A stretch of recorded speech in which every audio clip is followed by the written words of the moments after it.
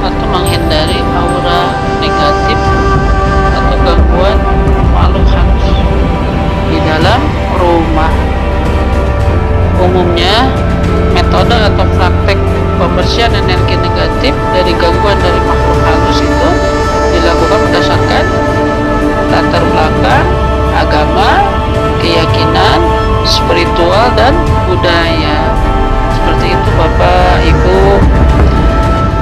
saudara jemaah yang dirahmati Allah. Dalam Islam, konsep metode cara pembersihan dilakukan dengan mengisi rumah dengan hal-hal positif sesuai syariat Islam yang tentu yang pastinya, seperti melakukan ibadah wajib yaitu sholat, gitu kan. Terus ibadah sunnahnya apa? Membaca Al-Quran, puasa, terus menjaga kebersihan dan mengucapkan doa-doa yang baik, yang thayyib. Dalam sebuah hadis disebutkan bahwasanya jadikanlah rumah kalian sebagai tempat sholat kalian, jangan jadikan ia sebagai kuburan. Hadis riwayat Al-Bukhari nomor 432 1187. Terus yang hadis riwayat Muslimnya itu kalau nggak salah nomor 777. Jadi sholat itu adalah aktivitas ibadah yang bertujuan selalu mengingat Allah Subhanahu wa Ta'ala. As-sholatu ya doa. Jadi kita memohon kepada Allah tuh. Subhanallah. Bapak, Ibu, saudara jemaah yang dirahmati Allah, dalam hadis yang lainnya juga tuh disebutkan, janganlah kalian jadikan rumah kalian seperti kuburan.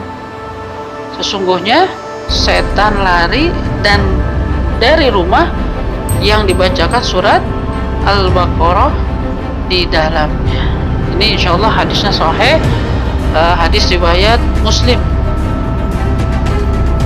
dan At-Tirmidzi. Dalam konsep agama Islam, jin atau setan adalah makhluk pengganggu yang suka mengusik kehidupan manusia. Di sini jinnya jin kafir, Bapak, Ibu, saudara jemaah sekalian. Kan jin, semuanya jin gitu kan, pasti ada jin kafirnya. Jadi makhluk yang selalu membisikkan penyakit hati, kebencian, kecemasan, kemalasan, dan hal-hal yang negatif bentuknya. Dan ada pun nih beberapa hal yang harus kita perhatikan untuk membersihkan energi negatif dari gangguan makhluk halus, diantaranya jin kafir, setan, dan sebangsanya tuh, dedemit lah, siluman, apapun itu yang bentuknya negatif sebagai pengganggu. Dalam perspektif Islam, ini ada metode atau cara nih Bapak, Ibu, saudara jemaah yang dirahmati Allah. Biasa ya dalam kajian sehat ini, kalau ada metode cara itu bisa ditulis, dicatat, karena biasanya kita tuh suka lupa. Oke, siapkan itu alat tulisnya.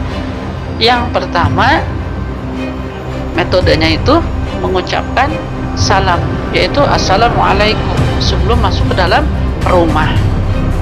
Yang keduanya, membaca doa meminta perlindungan kepada Allah Subhanahu wa Ta'ala sebelum menutup pintu.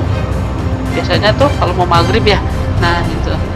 Yang ketiga, selalu menjaga kebersihan rumah, karena kebersihan itu sebagai dari iman. An-nadhafatu minal iman. Ini hadisnya sebenarnya dari para ulama yang menjelaskan hadis ini dhaif. Nggak tahu dhaif juga, nggak tahu ada atau enggak seperti itu.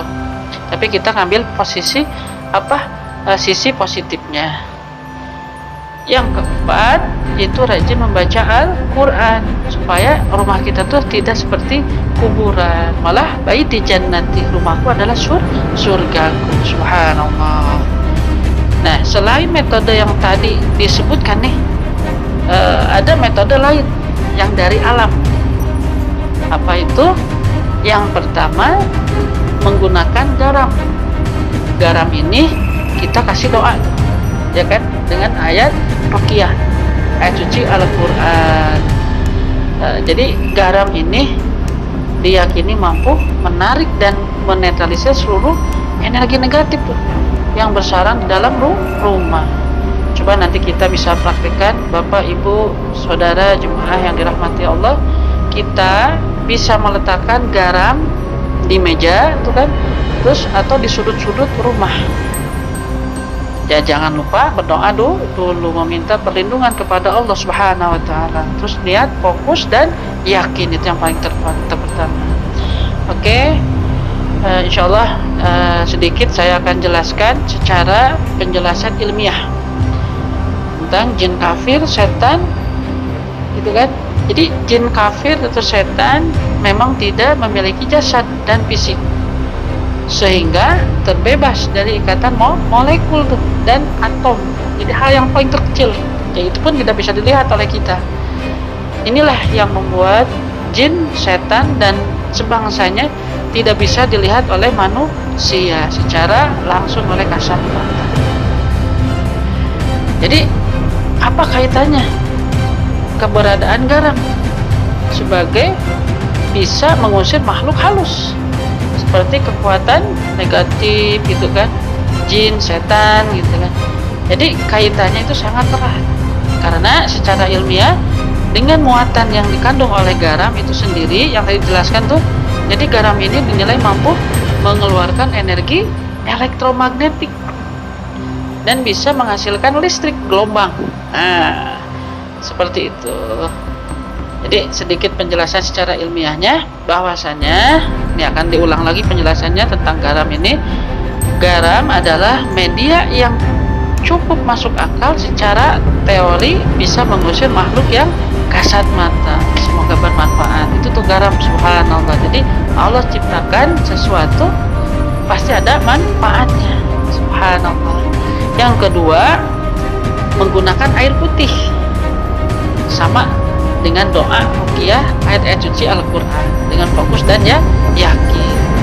Jadi air putih adalah suatu energi murni nih, yang mampu menetralisir aliran energi negatif. Kan banyak penelitian, itu kalau nggak salah penelitian dari Jepang, kalau air putih ini kita bacakan ayat suci Al-Quran, itu bisa bentuknya itu sangat indah. Kalau dilihat dari alat yang bisa melihat hal yang paling terkecil. Dan kalau air ini kita ucapkan dengan hal-hal yang buruk, tidak baik, itu akan bentuknya yang sangat buruk lagi. Subhanallah, alhamdulillah, wala ilaha illallah, wallahu akbar. Jadi semua cara atau metode ini, sekali lagi, Bapak, Ibu, Saudara, jemaah yang dirahmati Allah, jangan terlepas dari syariat Islam. Selalu memohon kepada Allah Subhanahu wa taala sebagai Maha Pencipta segalanya, dan tidak lupa untuk bersalawat kepada baginda Nabi Muhammad sallallahu alaihi wasallam agar kita mendapatkan syafaat.